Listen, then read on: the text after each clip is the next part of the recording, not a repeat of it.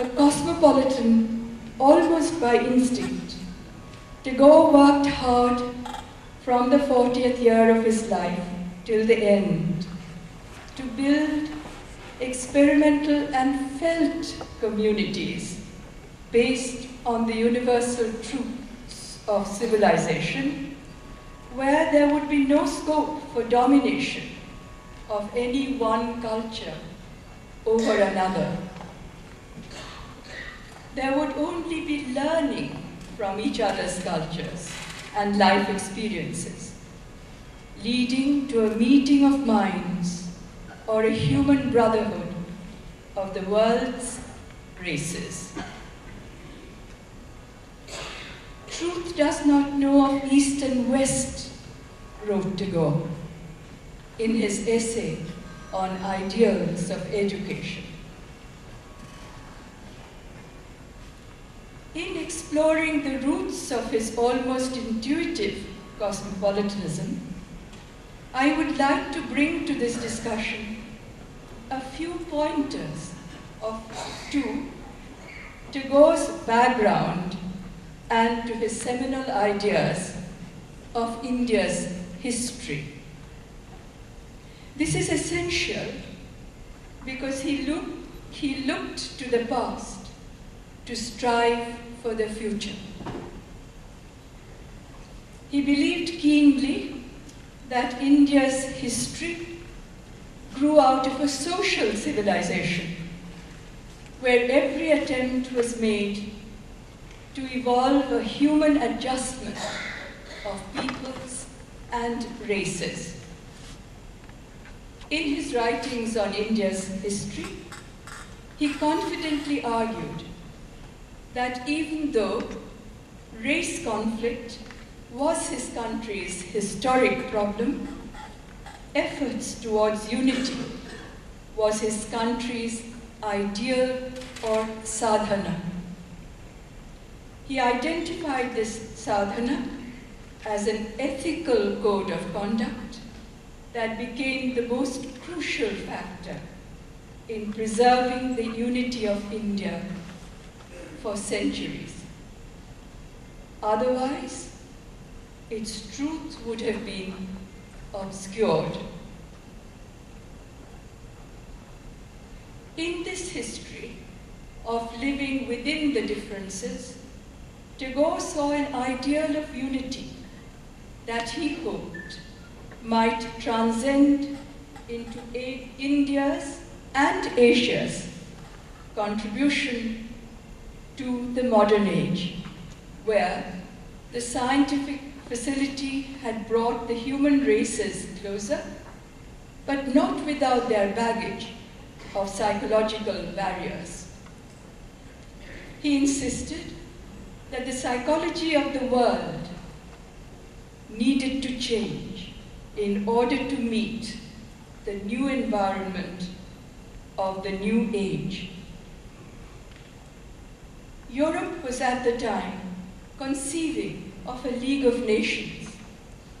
Tagore wrote enthusiastically that this was a momentous period for India and Asia to restore their spirit of cooperation in culture and heal the suffering peoples of the modern age from the divisive politics and materialistic greed which were vitiating even the citadels of education.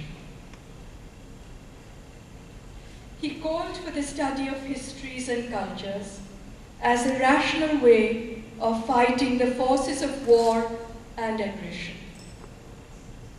He spoke out for the need of higher ideals in politics to save humanity. He wrote, quote, "Even though from my childhood I have been taught that idolatry of the nation is almost better than reverence for God and humanity, I believe I have outgrown that teaching. And it is my conviction that my countrymen will truly gain their India by fighting against the education which teaches them that a country is greater than the ideals of humanity. End quotation. This humanism was also a response to what he identified as the ideal source books of India's history. His strong imagination and his sense for a people's history took him to his country's epic literature in the Ramayana, Mahabharata, and the Puranas for an understanding of India's unified culture, arguing that the epics tell us about a larger synthesis in Indian society and culture. He interpreted this synthesis as a victory of the religion that broke away from Brahmin orthodoxy by relegating to a secondary place the ceremonials or rituals for avenging injury or acquiring merit. He reckoned this breakthrough was for Brahma Vidya, knowledge of the supreme truth, the worship of love between God and man, and their spiritual unity. Quote, "Unless we have this history," wrote Tagore, "the true picture of India will remain only partially known to her children, and such partial knowledge might be very erroneous." End quotation. Tagore's mentor in this remarkable striving was Ram Mohan Roy, who was the first leader of early modern India to realize the fundamental unity of spirit in the Hindu, Muslim, and Christian cultures. Quote, "Ram Mohan represented India in the fullness of truth, based not upon rejection, but on perfect comprehension," wrote Tagore. "I follow him," he added, "although he is practically rejected by our countrymen." End quotation. There was also in Tagore's background the other remarkable man of those times, his grandfather, Prince Dwarkanath Tagore, who was the first independent merchant of British India. As middlemen in a trading world, the Tagore family willingly allied themselves with European merchants in banking and insurance, believing that was good for their country and its future.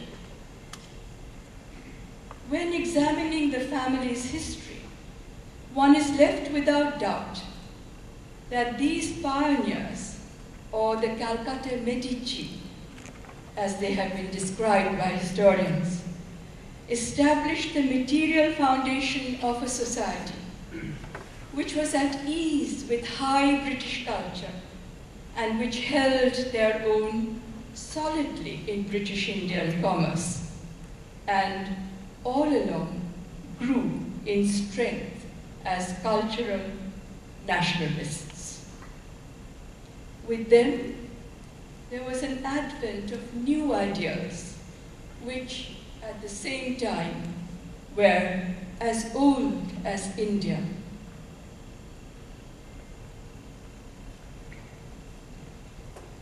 All of these formative influences of looking beyond narrow domestic walls went into the making of the Shantiniketan School and Vishwabharati International University.